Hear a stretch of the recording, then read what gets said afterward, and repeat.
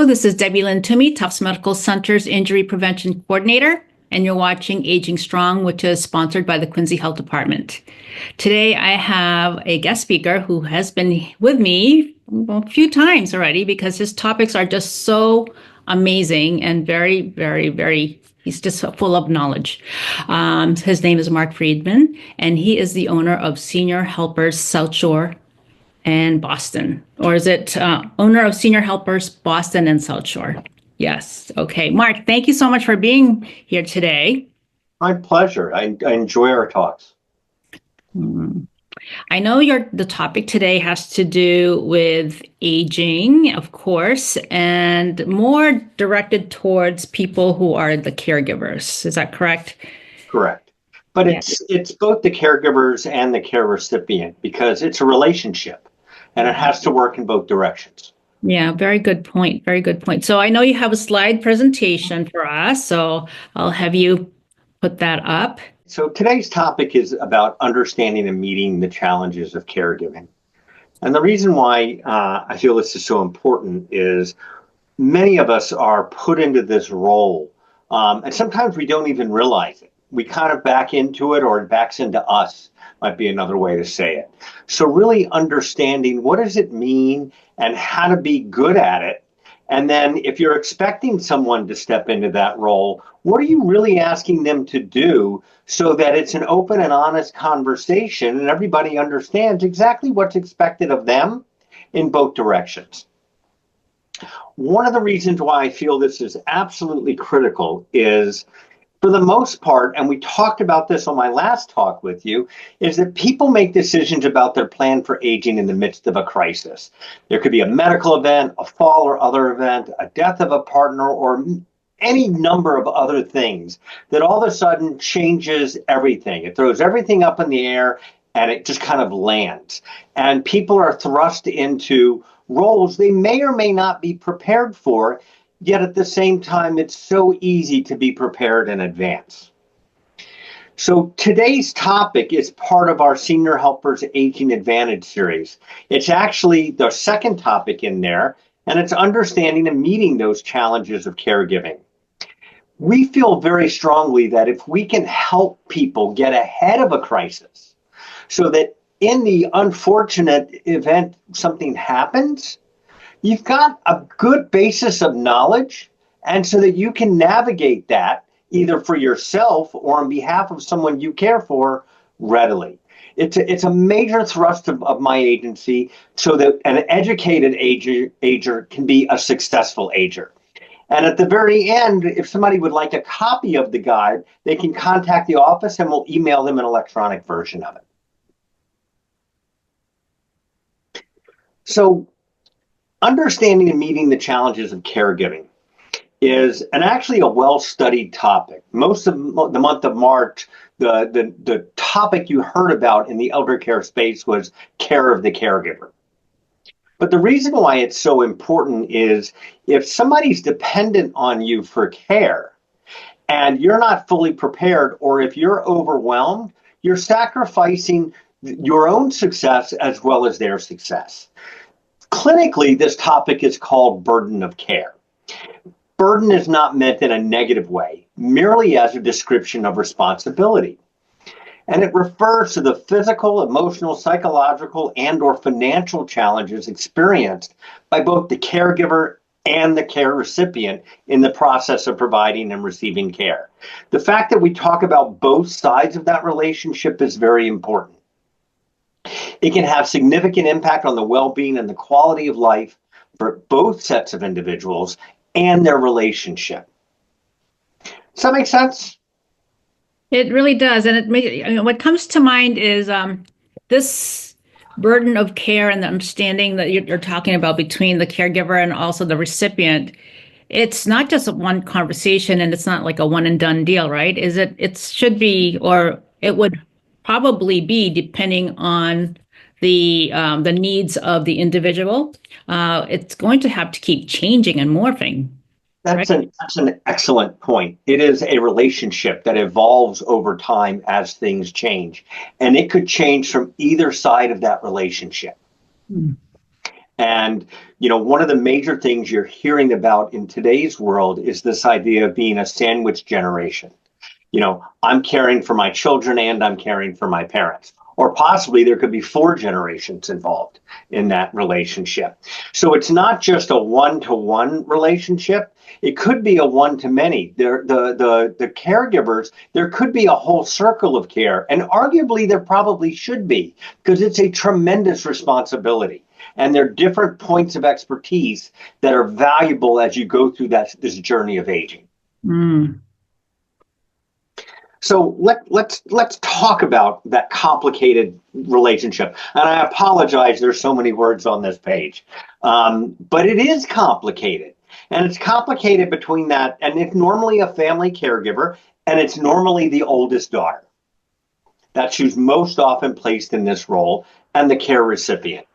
So there are things that you need to do, regardless of which side of the equation you're on, to make sure that you're giving this relationship the best chance of success. So let me start with the family caregiver.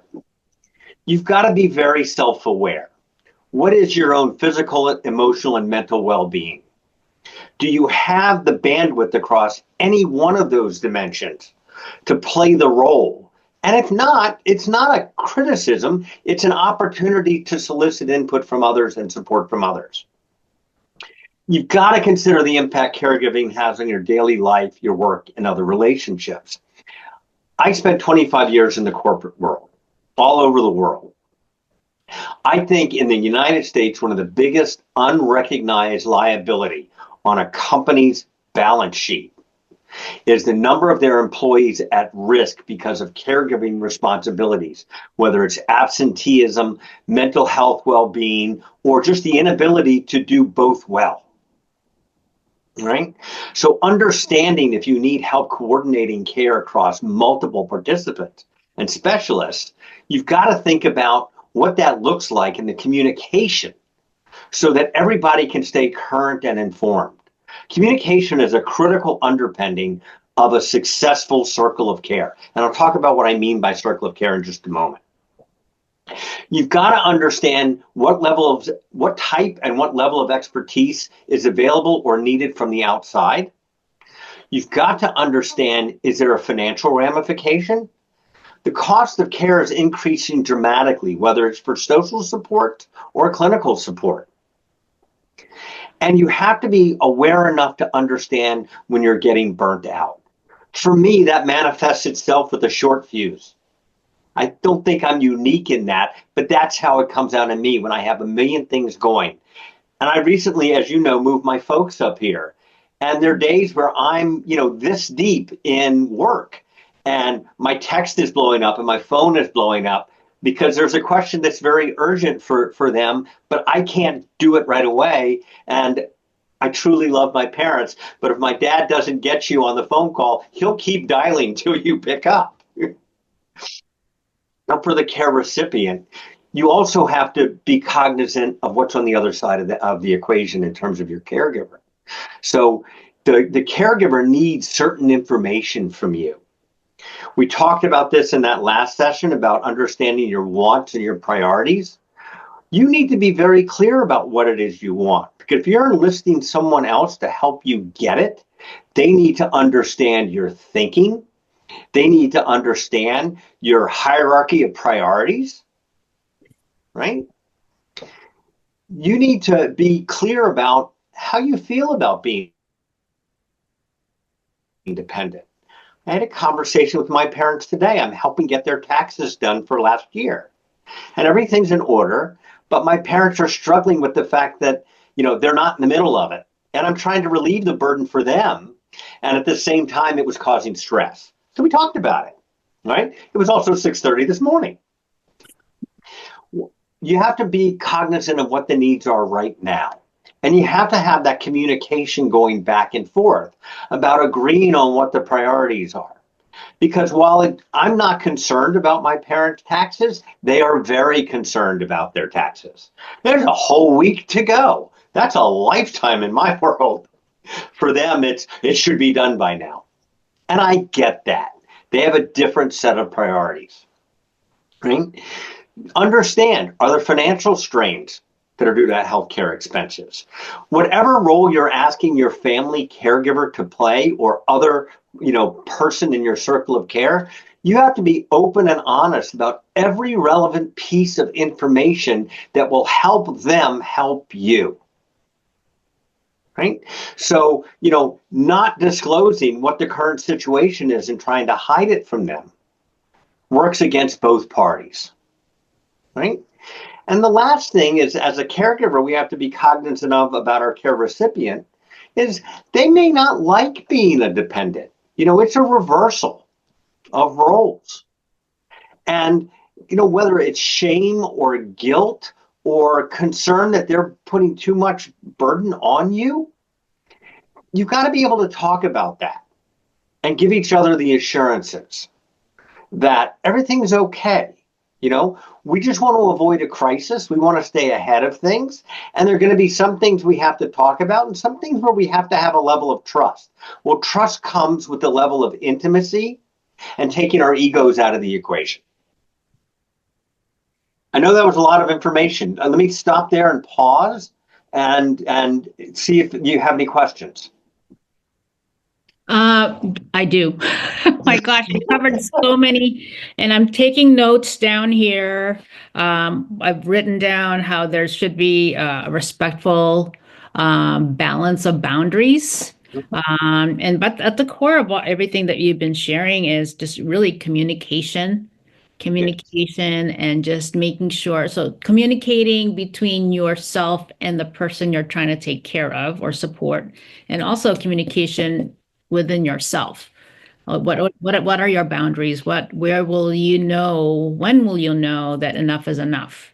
And what does that look like before? That's very true. I know, for me, one of the things I have to be cognizant of, I have to share that level of concern that I have. My wife is incredibly supportive of the work that I do with my parents and me with the work that she does with hers. But I can't just bottle that in because, I live in multiple circles. We all do. And so we have to be aware of, what stress from one circle could be causing on the next. Mm-hmm. So that's very important also. So that self-awareness and communication in multiple directions is absolutely important. Mm-hmm. Yeah, definitely. And also knowing when you can't do everything. Right. Right. Yeah. Knowing your resources is so important. Absolutely. Knowing your limits. Yeah. Knowing your limits. For me, as I tell my parents, if it's between 9 and 5, I may not be able to react right away. You can always text me. I'll see the text. And if it is an emergency, I can find the time to take a pause and help deal with it. But if it's not a crisis or not an emergency, you may have to wait a little bit. Mm-hmm. It's about setting expectation as well. Mm-hmm. And the same thing with, for example, I'm fortunate my kids are grown and launched. But when, my wife, I was like, well, on Sunday, I really want to take my parents somewhere. Let's do something with my parents, right? That's changing hers and my dynamic also. And it's not that it's good or bad. It's just we've got to discuss it. Mm-hmm. Mm-hmm. Yep. Lots of communications. Absolutely. So because it's a complicated responsibility that has real impact, we know it impacts personal and professional lives. It also impacts the economy because of job loss and absenteeism. So here's some statistics from the Guardian from their 2023 report on standing up and stepping in. This is something they update every 2 years, right? So these are huge numbers. 53 million U.S. adults care for a spouse, a parent, a relative, or a special needs child. That's a large number. 73% of all employees of a company have some type of current caregiving responsibilities. Doesn't mean it's necessarily a parent, could be a child, could be a spouse. But here's something that's interesting. I've never seen a 40-hour work week, so this number has an import for me. Working caregivers devote an average of 26 hours per week. And 56% of those working caregivers are women, and 44% of men are men. Nearly half of working caregivers have never had a conversation about their caregiving responsibilities with their employer. Many times for good reason. Their employer would not be sympathetic. There's still that generational divide that's taking place in the workforce where, well, why are you doing that? Right? 20% of working caregivers have taken a leave of absence and or a demotion to accommodate caregiving needs. Women are twice as likely to move the workforce, to leave the workforce. And working caregivers are twice as likely to experience their own disability-related leave of absence.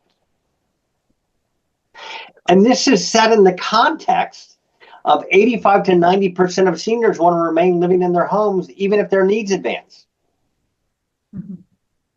So as those needs advance, those pressures on these 53 million US adults increases as well. Mark, can you speak a little bit more about the working caregivers? The last bullet that you have there are 2 times more likely to experience their own disability related to. So disability is defined very broadly in this sense, right? So it's an impairment of capability of some form, either inability to, I can't work a 4-day week, I can't work full time anymore. Or I can work full time, but I need flexibility for 10 of those hours. Or, I realize I've used all my paid time off, but I still need another week unpaid. It could be any number of those things. Or I'm so stressed, I need to take earned sick time or paid family medical leave. Right? So, unfortunately, working caregivers tend to wait until they're in crisis to make those calls. In which case the impact of it is even more significant. Yeah. So we know this. You're a caregiver, I'm the caregiver. Being a caregiver is a privilege. It really is. I mean, today's my father's 89th birthday. How blessed I am to have both of my parents at 89 years old, right? But to make it work, you've got to be prepared. You can't kind of go into this with a blindfold. So balancing that work and family responsibilities could, if you're not prepared, have a negative impact. So here's some more of those statistics. 41% report low overall well-being versus people who are not caregivers. 31%. That's a 25% difference. 47%, or almost half, have experienced increased anxiety, depression, or other mental health issues. I know I do, and I'm sure there are many others that, am I doing the right things for my parent? I may be trying to fulfill their wishes, but is it the right thing? Or I made a decision not to try to fulfill their wishes because I thought they were wrong. That's stressful. It's more stressful than our children. Right? Our children, they're kids. They'll get over it, right? Yeah. And 40% say their responsibilities have negatively impacted their household financial security. And they spend an average of 26% of their income on caregiving activities. That's significant. That's very significant. It could be food. It could be transportation. It could be supplementing funds to support private care. It could be bringing in professional care advisors. Right? So let's look at the anatomy of a caregiver. Right? 50% live paycheck to paycheck. Well, you take 10% of that out, or 26% of that out. That's a major lifestyle change.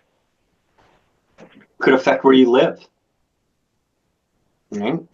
33% earn less than $50,000 per year. And 27% have less than $1,000 in savings. Now, it is true. While I haven't seen the data, it's fairly obvious. Folks that have a lower income, very often it's easier for them to step into a caregiver role. There are programs that support that as well, for family caregiving. right? So some of that is wrapped up in these numbers. Mm-hmm. But there's also some reality to this where they're trying to balance things and they're already standing on a razor's edge. Mm-hmm. And if you look at, go ahead. I just can see how the caregiver themselves can deplete their retirement funds. They can, or they can fail to be able to create those retirement funds. Mm-hmm. Mm-hmm. Mm-hmm. It could be from either side of that. Yeah. And if you look at the generational impact, so baby boomers, 59 to 77, just kind of the lower end of baby boomers, 18% of us are caregivers, right? The remaining people, 78 plus, they're the ones getting care, right? 36% of Gen X, or those 44 to 59 years old, roughly, are caregivers. 38% of the millennials play a caregiver role, and 8% of Gen Z. So it spans. And if you look at all of those factors, baby boomers, Gen X, millennials, Gen Z, any one of them could find themselves in that sandwich situation. Right? And sometimes there's more than 3 generations involved. Mm-hmm. Mm-hmm. So I want to talk about, it doesn't have to sit on one person's shoulders. It's a mischaracterization to say it falls to one person, right? This idea of a circle of care is a powerful concept because it really looks at the whole surrounding support structure of teamwork, communication, and shared responsibility. With more people and more people involved, it also becomes a little more complex unless you support it well. So what is the circle of care? It's a supportive network of coordinated support to ensure the well-being of the person receiving care. But just like in the business world or anything else, everyone in the circle has an essential and defined role. I should have bolded defined role. Right? And it promotes collaboration and communication among the individuals in providing care and support. Everybody trying to do everything is a recipe of chaos. You need to have very clear roles and responsibilities, very clear accountabilities. I talked about this on our last call. My sister manages my parents' clinical. I take care of everything else. We both keep my brother informed in case he has to step in to support. Right? And in addition, there are, I hear from the activities person where my parents live. What's going on? Are they staying engaged? Right? That's more informal, but I check in with them to make sure I can do my role. Right? Could be financial advisors, lawyers. It could be a care manager. Each person needs to have a role in there, but it needs to be well articulated. And everybody needs to understand the other people's role in the circle, because my experience anyway is in the absence of clear roles and responsibilities, everybody has an opinion. And that's fine that everybody has an opinion, but you may not have a responsibility in the decision making. Right? So I appreciate what you're telling me, but that's not your lane, right? I consulted with you because I wanted to know what you thought about it, to make sure you were clear and understood. But in the end, the decision will be made by person X and person Y. Those are not always easy conversations, but if everything's decided in advance, it makes it much easier to move forward. Mm-hmm. And it's absolutely important to understand, the formulation of one person's circle of care may not work for the other person, because every situation is unique. And that circle of care and those roles and responsibilities have to be tailored to both the needs and preferences of both the care recipient and the caregivers. Crises will arise, so contingency plans are necessary. As in my younger years, I had my plan A. and it was going to work because I was confident in it. Well, you learn that lesson pretty quick, right? Sometimes you need a backup plan or a plan B. Mm-hmm. And making sure that folks are aware of those contingency plans is important. I'll give you a great example. My sister was my parents' healthcare proxy, which is great. My sister also travels for work. So if there was a critical need and she was not available, there was no one to make a decision. So we had them adjust it so that it was primarily her, but if she could not be reached, it could be me or my brother. Little things like that make a huge difference. You know, plan B doesn't necessarily need a whole set of architectural blueprints. It could just be common sense. Mm-hmm. So 8 factors to me are the most influential on that circle of care's ability to succeed. Really looking at the care recipient's needs and wants, right? What do they want? What are the priorities? What do they need? What are the priorities that we need to act upon versus being on the lookout for? The caregiver role or roles. What are they? What's needed for mom? And it could be different than what's needed for dad. You know, be specific. What is the care plan? What exactly are we expecting people to do? What is it specifically that we're trying to manage? Healthcare professionals need to be in the loop. They need to understand what those things are so they don't inadvertently work around it or try to blast through it when there's a very specific reason you're doing something. If you have outside support network and resources, that's important. If a major piece of what is going on, the major pieces of what's going on is, you know, activity and life engagement. Quality of life engagement is critical. And there's a piece of that which is, say, the Council on Aging, vital resources for our seniors. How is that brought into the circle of care so that that's taken care of? The resources for self-care of the caregiver. You know, I'll call my sister, she'll call me, my brother will call me. They'll, you know, check in. How are you doing? Is there anything you'd like me to take on? Do you need a break? Right? What are the financial and legal considerations? Are they clear? Do we even know what they are? You know, oh, well, you know, dad has a trust. Anybody know where the paperwork is? Or do we need to go through every box in the basement and find it? Because it's 30 years old. Right? And then technology and resources can be a huge benefit. Right? Who has access to their gateway at, you know, for their doctors, right? You know, what's the communication loop we have for the circle of care? Updates on anything, whether it's mental well-being, health, finances, legal, or just calendar. You'd be amazed at how many people don't have a shared calendar to know what's going on. You know, we're trying to climb the calendar Mount Everest with my folks. They use a paper calendar. I do not. My sister does not. And if they write it on the calendar, it doesn't show up in our calendar. And if we put it in our electronic calendar and we invite them, they don't even know where that is on their phone or their computer. So how do you stay coordinated? What's a tool to be able to do that that's effective? What's the right way to do it? Right?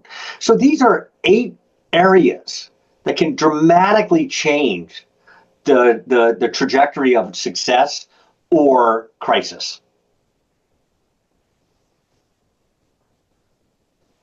So success requires excellent in communication. You brought this up earlier. Sounds like there's a need for great communication, but not just communication. Make sure the right information is given to the right people at the right time in the right way. Right? So here are 11 areas to focus on. Clear channels of communication. You know, the fact that you use one and I want to use another, we have to reconcile that. Or does it work? We need to make sure we know how to get in touch with each other. We need to set expectations. You know, I've worked with families that they have kind of a, you know, well, one of them was former military, so he went with DEF CON. You know, was it level 5 or was it level 1? Right? Those regular check-ins, like I spoke about. You know, that Sunday morning call from my brother, bring me up to speed. Is there anything you need? I value that call because it's an opportunity sometimes for me just to vent and release some of the pressure so that I'm the best version of myself when things arise. Clarity of language. You know, Dad's not doing well. Well, what exactly does that mean? I need more specifics. What specifically is going on? Right? It makes it incumbent on all of us to proactively listen. In business, I was taught a technique where when you sit down in a meeting and you're taking notes on a piece of paper, and you can do this in electronic form as well, you draw a line down the middle, right? So that way, when you have side thoughts, you put them on one side and you don't worry about them, so you can focus on the critical points that you're taking on the other side of the paper. You know, that proactive listening is absolutely important, or we miss things, right? You got to document and share information. The written record's important. You know, my sister goes with my parents to the doctor's appointment. I get an email update. It's good for her to recap it anyway, right? And it's good for me to know what happened. So if my parents start, you know, asking questions about it, I know what to refer to her or how to help give her insight in how to interact with them, even though I'm not part of that chain other than as backup. Got to respect privacy and confidentiality. I had a great phone call with my mom this morning. You know, this is just between us. Don't discuss this with your father. Right? Okay, what is it? Being able to do that and treat those relationships with respect. Because if people are worried about their confidences being broken, it won't work. Right? Well, I put it up there twice. Didn't mean to. Foster open and honest communication. That open and honest communication is absolutely important. It has to be okay for me as a caregiver to tell my folks, I'm really busy this week. I'm not going to be able to help during working hours. Here's my calendar for the week. Unless it's emergency, I need you to just write it down or send me a note, and I will deal with it in the evening or over the weekend. Right? And at the same time, if I'm going 300 miles an hour and they're not following along, they have to be able to tell me, and I need to be able to respect when they say, I don't understand what's going on. I'm not sure, you know, how to manage this. It's got to go in both ways. And saying thank you and I appreciate you is important. It's important for me to remind my parents that I appreciate them being open to different ways of doing things than the way they've always done it. And that I don't disintermediate them from the important things in their own life in trying to help them. That they too have a role in. We just need to stay informed and aligned. And at the same time, you know, my parents will sometimes overdo the appreciation. Thank you so much. Thank you so much. And it is absolutely sincere. But for me, it's a privilege as well. And I remind them, you don't have to thank me for doing that. You know, we agreed this was something I can do, and I appreciate that you're appreciative. But I don't want you to feel guilty that I'm doing it. I want you to celebrate that I can do that for you. And that I celebrate you letting me do that for you. So again, a lot of information. I'll take a pause. I just kept nodding. Yeah. Just like yourself, in the sandwich generation, it's just, I can't help but think about how much of systems in place in the Yeah. circle. You mentioned the circle of care. I love that. I love that because it doesn't have to be somebody that you pay for. Mhm. Could be somebody like a Could be. neighbor where parents may have had for many years, and that relationship has been established. Yeah. I So, know I get a text from my parents' neighbor saying, "Oh, you know, our side of the street, there's no power because it's been windy." So I know that they could keep an eye on my parents, in case, something is needed. But at least it gives me that peace of mind that somebody right, is looking out for them. Even during the wintertime, shoveling, you know, right. kind neighbors. But definitely the communication is so important, so important. My question is, you know, different cultures, there's unset expectations Yeah. that the older parent have on their children. And at what point will, there's going to be a clash sometimes because of what's expected and not what the children are not able to meet because of their own responsibilities. That's an absolutely critical point. The one we most often see is um, parents having very gender biased view of who should be doing what. Mm. Right? In a lot of sense, our oldest of old, those over 85, you know, they they watched their mothers take care of the parents, whether it was the in-laws or the direct parents, and there's an expectation of, well, my daughter will do that too. We had a client years ago that was a senior exec in one of the largest technology companies in the world at the time. Father had Alzheimer's. Father lived in her house. We were 24-hour care. But, the expectation was so strong from her culture, it was an Asian culture, that she retired at 50 just to take care of her father because that was the expectation culturally, in that we see it all the time.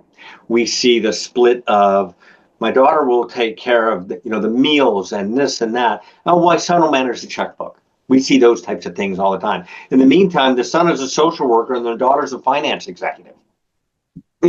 It's preconceived notion of roles or identity that often impact it. The key for all of that, and you talked about the neighbors. My parents' neighbors, before we moved them in January, lived across the street. They'd been there for the 30 years my parents were there, and they really took a shining to my parents over the decades. And I would get updates, a text message. It snowed, not to worry. We went to the market for your parents and got them the things that they need, right? Or, the fact that pulling the garbage can down to the curb for pickup, my dad and a walker and a garbage can didn't quite work out well. He had the combination of the garage. He'd pull the trash can out and he'd put it to the curb and then bring it back at the end of the day, which was an act of love and just being neighborly. But it was kind of unspoken. They just volunteered to do it. In many cases, we have situations where there's an expectation a neighbor might do something. The neighbor doesn't want anything to do with it. Mm-hmm. So that clarity of communication and that definition of role is really important. It's great that my 86-year-old neighbor is willing to help my 89-year-old neighbor take their garbage to the curb. May still not be a good idea. Maybe we need to get somebody to help both of them get their garbage to the curb. So those things are important. But you making, implicitly you're making another point in the circle of care, which is some of those roles are informal and unspoken.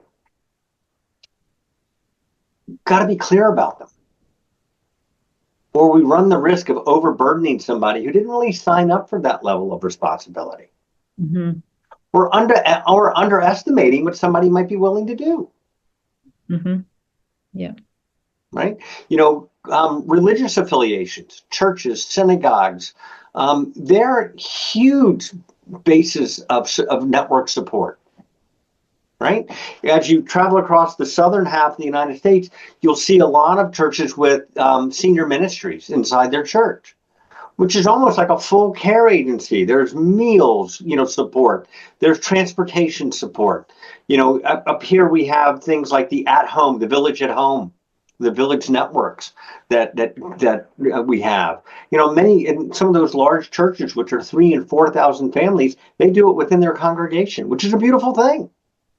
But they're organized through it, and they approach it with the degree of precision that a business operates in most cases, so that nobody slips through the cracks.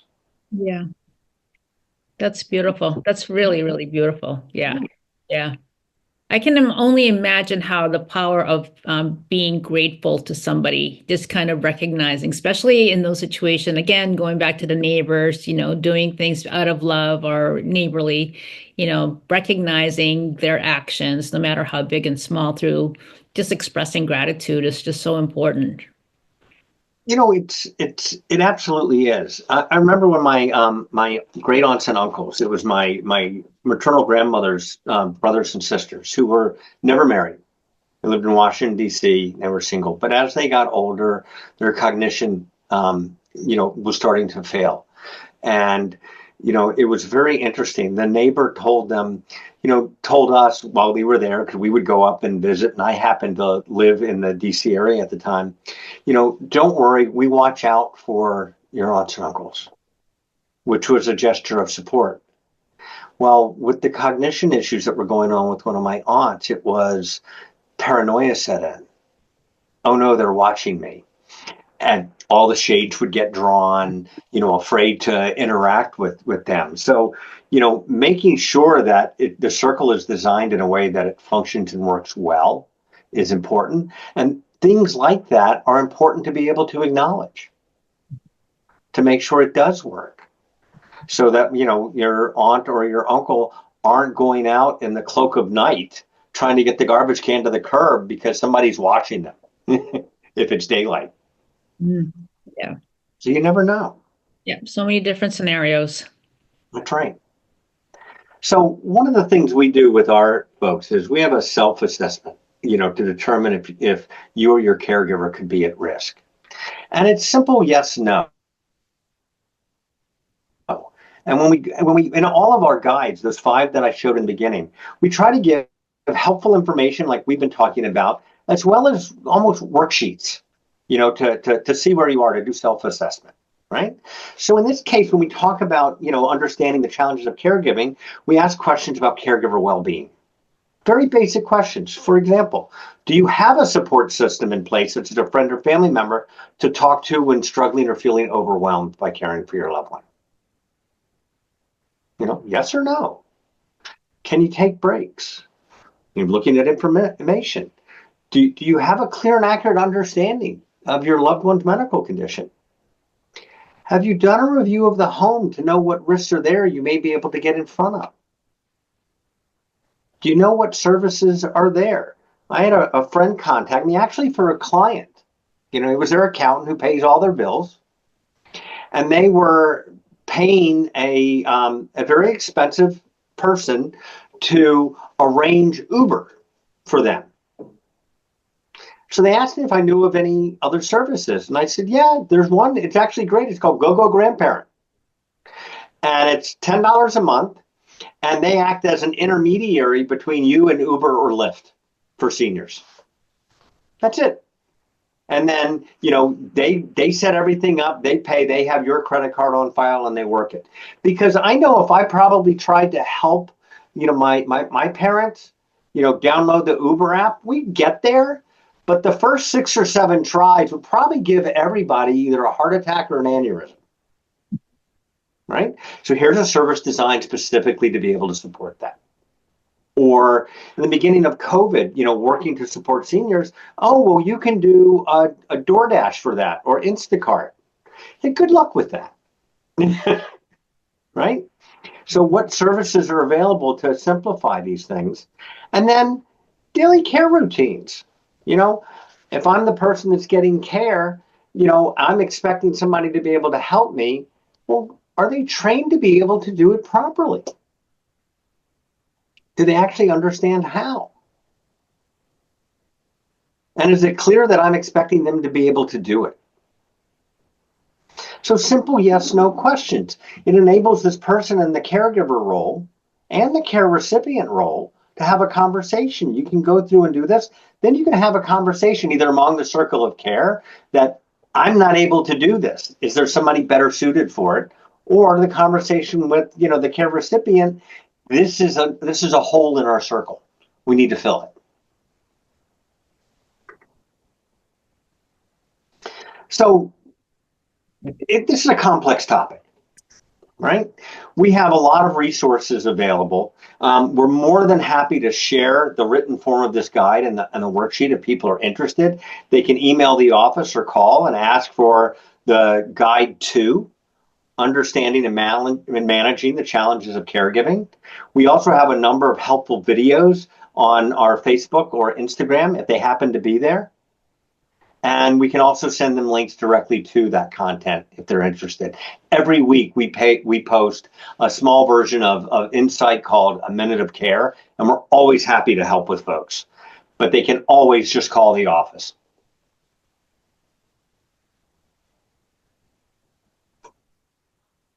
Wow. Thank you so much for covering so many wonderful information here, Mark. You're welcome. I do have. I'll stop the share so that we can talk. Yeah. So, you've covered so much, and I love how you attached statistics to it. Going back to the gender bias, why do you think to this day there's more that falls on a woman as far as being a caregiver than a man? I think it's just, a product of history, right? It's the same as, we still look at working at stay-at-home dads as an exception to the rule, right? You still have men that are hesitant to take paternity leave, even though it's available. I think we're still in that transition stage of classic roles. I think my children who are, almost 30 and almost 25, when I look at them, I think for them, it'll be a little different. But I think, in that 45 plus range, I think we're still in that transition stage of what the expectations are. Yeah. I'm glad you brought up children. So you are taking care of your parents. Mm-hmm. You've got that personal role, and you being in the realm, the field of, supporting the aging adult. Mm-hmm. How are you grooming your children so that they don't have to take care of you as much as you feel like you are taking care of your parents? Well, I mean, there's a piece of it which is kind of inevitable, right? Just like I love my parents, I'm fairly confident my children love me, and they're going to want to be involved. They're going to want to play a role. We kid because we joke with our kids, and they're very different personalities. That one of them will be responsible for all the care, and the other one will be responsible for paying for all of it. Because they're just very different in that. One we absolutely trust. The other one, it's like, yeah, I'll get to it on Saturday, and maybe it will or maybe it won't in there. But knowing your kids is a key thing, and we don't know what sort of things may be going on in their life when we get to that point. In there. So the good news is, we're prepared. Because I have the expertise, we're able to prepare as a unit to be able to support those things, both financially, legally, operationally, to hopefully minimize some of those things. But we also have gone into this with a different set of expectations. I don't expect that my kids will likely live near me. It turns out none of my siblings or I live near my parents, so they had to move, right? But their expectation, we would do what they did and go back home, right? Well, it's not so common anymore, and so, as we told them, it's like when they needed to move now because it was the right answer, they were like, well, it's so hard. It was like, well, you could have moved 30 years before when 4 of your 5 grandchildren would have been all around you. It was a choice you made. I'm not judging the choice. It was an active choice that you made. But that's why it's hard now, because you didn't do it when it was easy.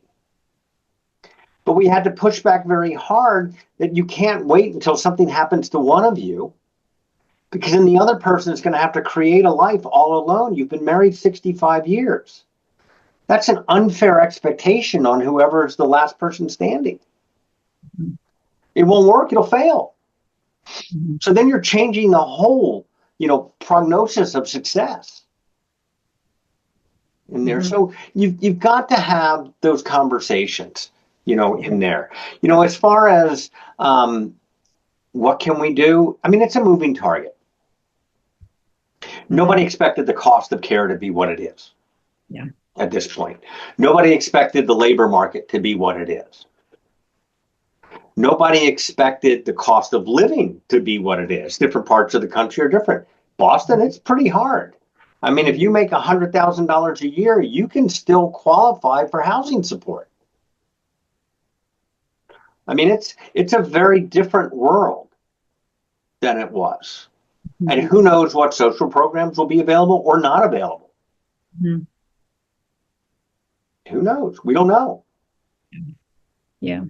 There's uncertainty from many angles. It is hard because especially when the population is getting older and older and older. What are your thoughts about, as people get older and older and, the type of resources, like the circle of care, there must be, it's going to be more important than before, right?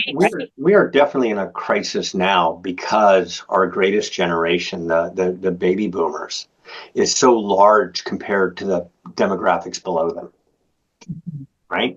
So the volume of need is increasing like a hockey stick, right? So, the strain that it's putting on resources is extremely high. I mean, I have about 150, 160 certified nursing assistants and home health aides that work for us. But they could walk out of, they could go to 20 different agencies within a 20-minute commute of one of our offices and get 20 different jobs in there. So the competition for the professional support is staggeringly high. And at the same time, they could just as easily go bag groceries or stock shelves at Whole Foods or, Star Market or, do any number of other things, right? So it's complicated.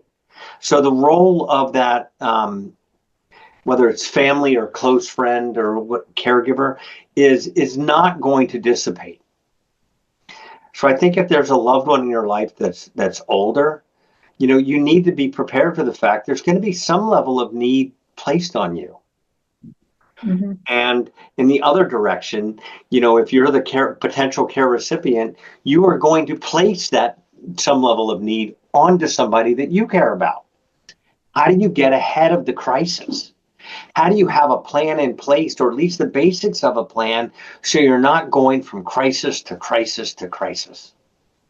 Because if we collectively don't get ahead of those things, it's excuse my language for it, but it's death by 1,000 cuts. The overwhelming impact of constantly being, swatted around will take its toll. And those critical resources that are close to us, that truly care about us, aren't going to be able to fill the gap. What are your thoughts about the resources that's going to be available with so many cuts that's happening? You know, it's hope for the best, plan for the worst. I mean, I don't know how to give advice on that. I can't predict what will or won't, Hmm. and it's going to be different state by state by state, sometimes city by city by city, Mhm. right? The resources available in Worcester are going to be different than the resources available in Newton, as an example. So it's really hard to predict.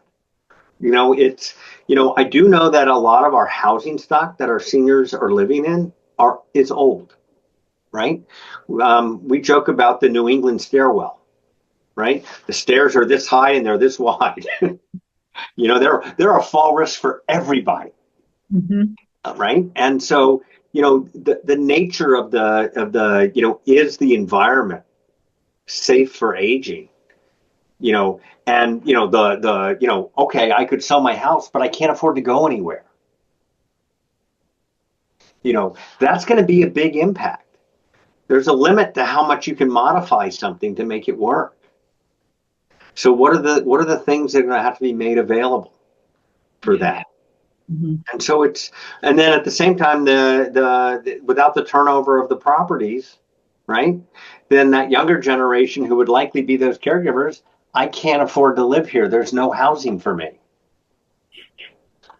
Yeah, so there's so many, interrelated factors. Mhm. The right answer is to create a baseline, create a plan, make sure that you have all those necessary pieces laid out, and at minimum, at least well understood among that circle of care. You Mhm. may not solve them all, but at least make sure you have clarity on what they are. Mhm. Mhm. Very good point. At least a person will start thinking, anticipating what their needs are going to be. That's right, or the needs they may be placing on somebody else. Mhm. The next topic that I'd love to explore with you is about handling difficult conversations, which is really about understanding the surrounding pieces that we need to talk about. Because as we've talked about, people do their wills, they do their trust, they do their estate plan. That's great for after you pass. What do you want between now and then? How do I support you between now and then?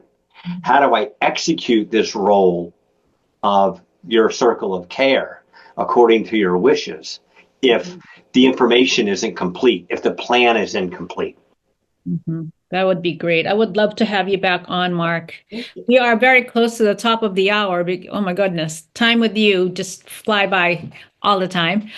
Is there one thing that you want people to take away from your presentation today? What's the one thing? The one thing I would ask that folks take is that the care recipient understands the request they're making on the caregiver, and the caregiver understands the leap of faith it takes for somebody to let go. Mm. So that the criticality for that communication and that honesty is what will make it work. Mm. Mm. That's what I'd like people to take care of. And if you're concerned about the details of what I spoke about, reach out. We will be happy to send you our guide. Mhm. Definitely. You're full of knowledge and resource and definitely a good person to reach out to. So, Mark, thank you so much for being on this program today. Thank you for having me. Of course. And I want to thank the Quincy Health Department for continuing to sponsor Aging Strong. Until next time, everybody, be well and stay safe. Take care. Bye-bye.